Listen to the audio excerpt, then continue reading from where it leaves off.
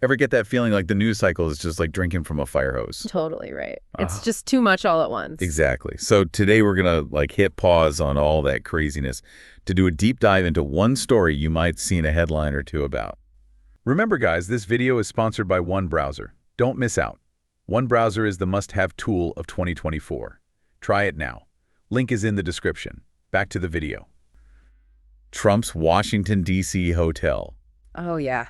That one's got layers. And trust me, the details are way more interesting than your average, like, political drama. It's a fascinating case study for sure. We're going to really unpack not just what went down, but the potential legal and ethical stuff too. Yeah. Especially for, someone who was literally president. Right, because this isn't just some hotel overcharging for a couple nights.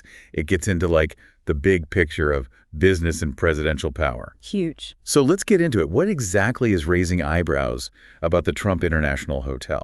Well, there's this recent House Oversight Committee report, and it's alleging that the hotel, while Trump was in office, was seriously overcharging the Secret Service for rooms. Overcharging? Right. Like, by how much are we talking here? And we're not talking like adding a few bucks here and there. The report says it could be as high as 300% more than the government rate. 300%. Seriously. That's insane. How does that even happen? Doesn't the government, like, negotiate rates for this kind of thing? They do, and that's where it gets even more interesting.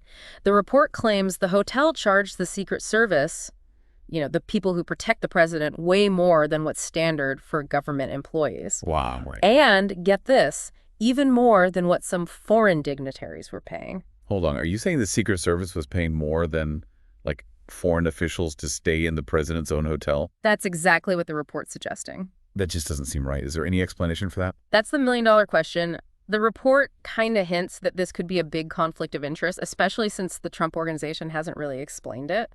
Yeah, that's not a good look. Not at all. Yeah. And it directly contradicts what, for example, Eric Trump said earlier, claiming the Secret Service stayed for free.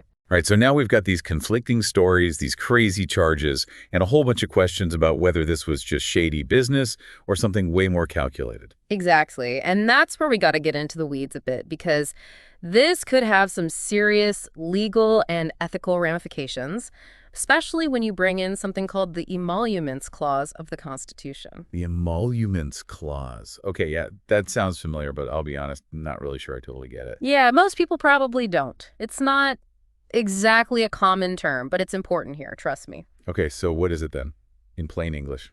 So basically, it's this thing in the Constitution that's supposed to stop presidents from, getting richer off of being president. Okay, that makes sense, like beyond their salary, right? Yeah, actually, they get paid to do the job, that's it. It's there to prevent, corruption and shady deals and stuff.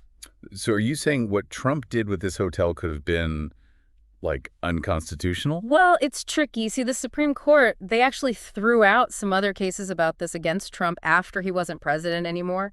Oh, really? Yeah, they said it didn't matter anymore since he was out of office. But this whole hotel thing, it makes you wonder, so even if it wasn't illegal, was it still, ethical? So we're talking, like, maybe not against the law, but still shady. Pretty much. And it gets even messier when you look at how the hotel actually did financially.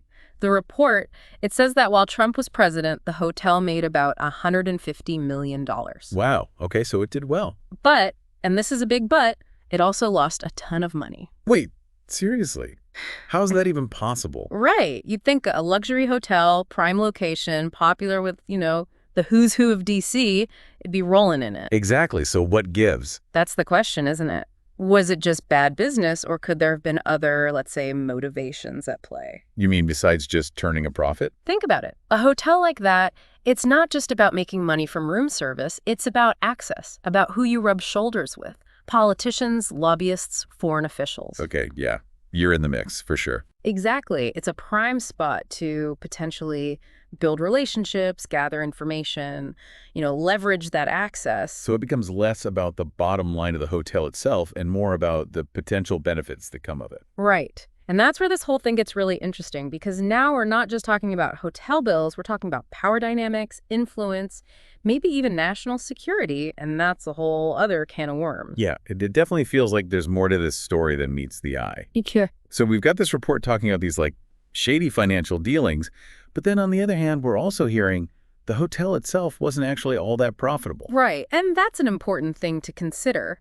The report actually says that even with the prime location, all the politicians and VIPs hanging around, the Trump International Hotel still lost money while he was president. Seriously. I'm actually surprised by that. You figure a place like that, all the buzz around it, it'd be printing money. You'd think so, right? It's kind of strange. And that just brings up more questions. Was it like totally mismanaged? Did something from the outside mess things up, like, the pandemic or something? Or was making a ton of money not really the point? Okay, you're making me think now. If it wasn't about the profits, what was it about then? It's tough to say for sure without getting way more into the nitty-gritty details, but it's worth at least thinking about maybe the hotel was more of a strategic thing. Like, picture it. You've got this super fancy hotel right in the heart of D.C., and it's crawling with politicians, diplomats, important people. If you're trying to make connections, get info, that's not a bad place to be. It's like they say, information is power. And where better to pick some up than a place where people might be feeling a little more relaxed, a little more willing to talk. Exactly. And this whole situation, the money stuff, the ethical questions, the possibility of conflicts of interest, it really shows how important it is to have transparency when it comes to presidents and their business dealings. Like, there need to be much clearer rules, right? Just to avoid even the appearance of something shady going on. 100%.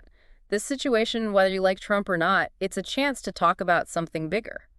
How do we, as a country, hold our elected officials accountable? How do we make those guardrails stronger so personal business doesn't get mixed up with what's good for the country? Well said. So we've gone pretty deep on this Trump hotel story. What are some of the big takeaways you'd want listeners to remember? To me, the biggest thing is even something that seems small, like a hotel overcharging for rooms, can uncover much bigger problems, like flaws in the system. It reminds us we got to ask tough questions, demand transparency, and hold those in power accountable. Doesn't matter what side of the aisle they're on. It's a reminder to stay informed, stay engaged. Right. Like, we can't just assume everything's on the up and up. Sometimes you got to dig a little deeper, which is what we tried to do today. Couldn't have said it better myself. And hopefully this deep dive gave our listeners the info and context they need to make up their own minds and get those important conversations going. Absolutely. And on that note, we'll leave you with this. Information is power, especially these days, so be smart about what you're reading, what you believe, and always, always ask yourself, what else might be going on here? Thanks for joining us on this deep dive, and we'll catch you next time.